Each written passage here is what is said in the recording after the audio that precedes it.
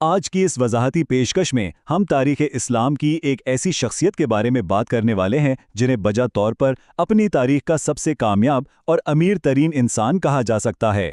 جی ہاں، ہم بات کر رہے ہیں عشرہ مبشرہ میں شامل عظیم صحابی حضرت عبد الرحمن بن عوف رضی اللہ عنہ کی۔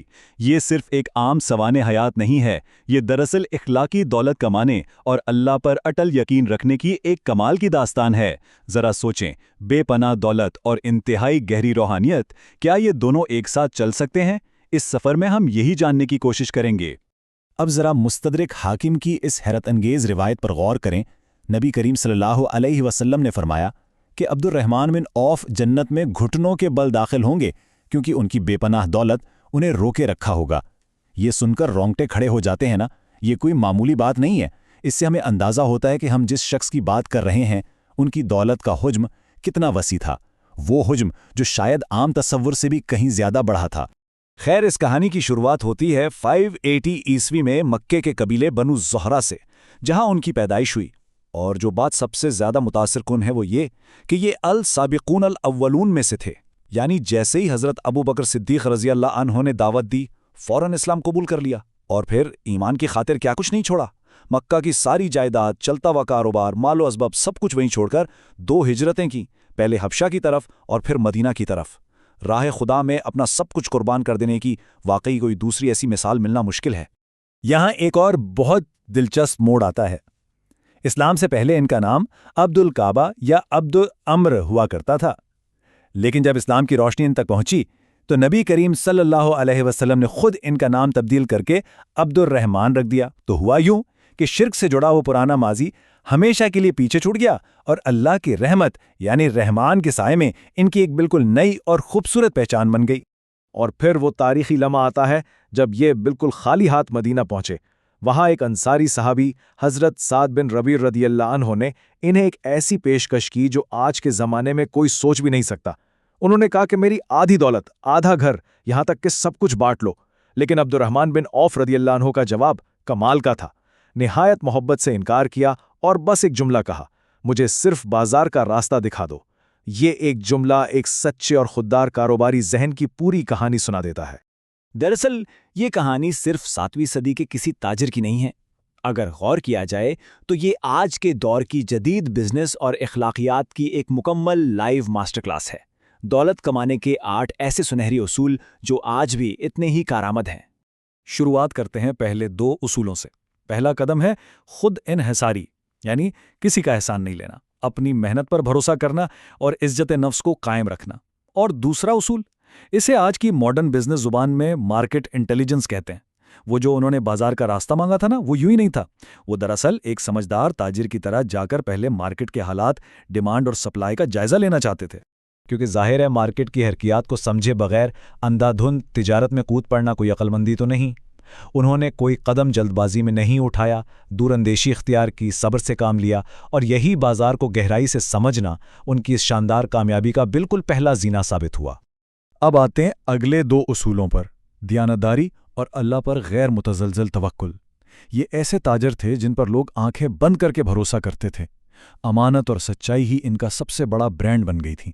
لوگ خود ڈھونڈتے ہوئے ان کے پاس آتے تھے، اور پھر اللہ کی ذات پر ان کا جو توکل تھا، اس نے انہیں ہر معاشی فیصلے میں ایک زبردست اور ایسا اعتماد دیا جو کبھی ڈگمگایا نہیں۔ اور اسی توکل کا نتیجہ تھا کہ ان کا تجارتی نیٹ ورک راتوں رات نہیں بلکہ ایمانداری کی مضبوط بنیادوں پر کھڑا ہوا۔ ان کا اپنا ایک مشہور قول ہے جس کا مفہوم کچھ یوں ہے کہ اگر میں پتھر بھی اٹھاؤں تو مجھے لگتا ہے کہ اس کے نیچے سے سونا چاندی مل جائے گا۔ ذرا سوچئے، یہ اللہ پر ان کے اس کامل یقین کا نتیجہ تھا جو سیدھا ان کی عمری کامیابیوں میں نظر آ رہا تھا۔ 5واں اور چھٹا اصول بہت کمال کا ہے، دولت کو مسلسل گردش میں رکھنا اور اپنے تجارتی رابطوں کو پھیلانا۔ انہوں نے کبھی پیسے کو تجوریوں میں بند کر کے نہیں رکھا، اور نہ ہی ان کا کاروبار صرف مدینہ تک محدود رہا، بلکہ شام، عراق اور نہ جانے کہاں کہاں تک پھیل گیا۔ آج کل ہم جسے نیٹ ورکنگ کہتے ہیں، وہ حکمت عملی انہوں نے صدیوں پہلے اپنا لی تھی۔ یہیں سے ایک بہت بڑی اور اٹل معاشی حقیقت سامنے آتی ہے کہ رکا ہوا پیسہ بالکل رکے ہوئے پانی کی طرح ہے، جو وقت کے ساتھ سڑ جاتا ہے، اپنی قدر کھو دیتا ہے۔ لیکن گردش کرتا ہوا سرمایہ، وہ ہمیشہ کئی گنا بڑھ کر واپس آتا ہے۔ مسلسل سرمایہ کاری ہی وہ جادوئی چابی تھی جس نے ان کے کاروبار کو آسمان کی بلندیوں تک پہنچایا۔ اب 7واں اور 8واں قدم بظاہر عام دنیاوی معیشت کے اصولوں سے الٹ لگتا ہے، مگر حقیقت میں یہی سب سے طاقتور ہے۔ مسلسل صدقہ و خیرات اور دین و دنیا کا توازن۔ وہ جان چکے تھے کہ اللہ کی راہ میں دینے سے مال کبھی کم نہیں ہوتا، بلکہ کئی گنا بڑھتا ہے۔ جتنا وہ لٹاتے، اللہ اتنا ہی مزید عطا کرتا، اور اتنی بے پناہ دولت آنے کے باوجود مجال ہے جو کبھی عبادات یا فرائض میں کوئی کمی آئی ہو۔ تو یہاں سیکھنے کی سب سے اہم بات یہ ہے کہ وہ اپنی دولت کے مالک تھے، دولت ان کی مالک نہیں تھی، یعنی وہ اس کے غلام نہیں بنے۔ اذان کی آواز آئی نہیں اور وہ سارا کاروبار وہیں چھوڑ کر صف میں کھڑے ہو جاتے۔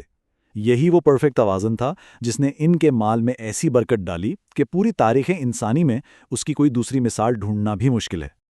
آئیے اب ذرا اعداد و شمار کی بات کرتے ہیں تاکہ اندازہ ہو کہ یہ کامیابی کس حیران کن حد تک پہنچی تھی۔ ایک موقع پر انہوں نے اللہ کی راہ میں پورے 500 گھوڑے عطیہ کر دیے۔ آج کے حساب سے ذرا تصور کریں کہ کسی نے اعلیٰ ترین لگژری گاڑیوں کا ایک پورا فلیٹ یوں ہی خیرات کر دیا ہو۔ اس زمانے میں ان گھوڑوں کی کیا اہمیت اور قیمت ہوگی، یہ ہم سب اچھی طرح سمجھ سکتے ہیں۔ اور بات صرف یہیں آ کر نہیں رکتی۔ ایک اور موقع پر انہوں نے 1500 اونٹ مکمل طور پر صدقہ کر دیے۔ یہ وہ فگرز ہیں، وہ اعداد و شمار ہیں جو شاید آج کے دور کے سب سے بڑے اور نامور ارب پتیوں کا بھی دماغ چکرا کر رکھ دیں۔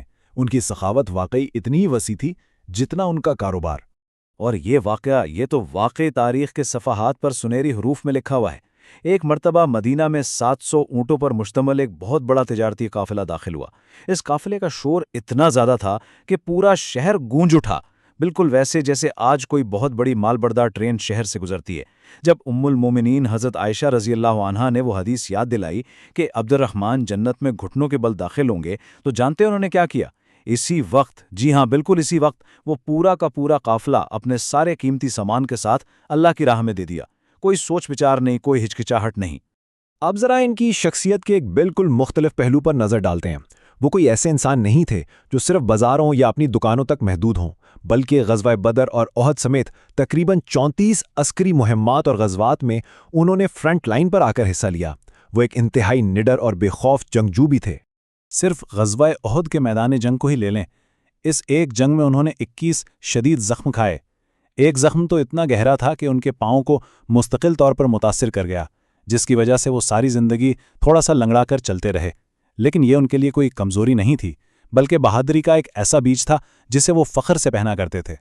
ان کی پوری زندگی دراصل ایک حیرت انگیز امتزاج ہے۔ ایک طرف وہ کامرس اور تجارت کے بے تاج بادشاہ کہ جس مٹی کو ہاتھ لگائیں وہ سونا بن جائے، اور دوسری طرف ایک ایسے بہادر جنگجو جو میدان جنگ میں اپنی جان کی پرواہ کیے بغیر سب سے آگے کھڑے ہوں۔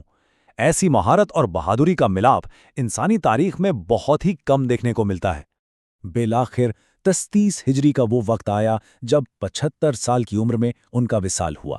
ان کی نماز جنازہ امیر المومنین حضرت عثمان غنی رضی اللہ عنہ نے پڑھائی اور انہیں جنت البقیع میں دفنایا گیا۔ ان کی وفات پر حضرت علی المرتضیٰ رضی اللہ عنہ نے جو خراج تحسین پیش کیا وہ بہت گہرا ہے۔ انہوں نے فرمایا کہ آج ایک ایسا شخص دنیا سے رخصت ہوا جو پاکیزہ مال لے کر گیا، اور واقعی ان کا ترکہ اتنا عظیم تھا کہ جب وہ تقسیم ہوا تو وہ بھی تاریخ کا ایک عجوبہ بن گیا۔ ہماری اس وضاحتی پیشکش کا اختتام ایک ایسے سوال پر ہوتا ہے جو ہمیں بہت کچھ سوچنے پر مجبور کر دیتا ہے۔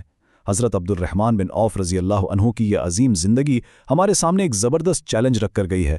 ذرا دل پر ہاتھ رکھ کر سوچیں، کیا واقعی ہم اپنی دولت اور وسائل کے مالک ہیں، انہیں کنٹرول کرتے ہیں، یا پھر لاشعوری طور پر ہماری دولت ہمیں کنٹرول کرنے لگی ہے اور ہم اس کے غلام بن چکے ہیں؟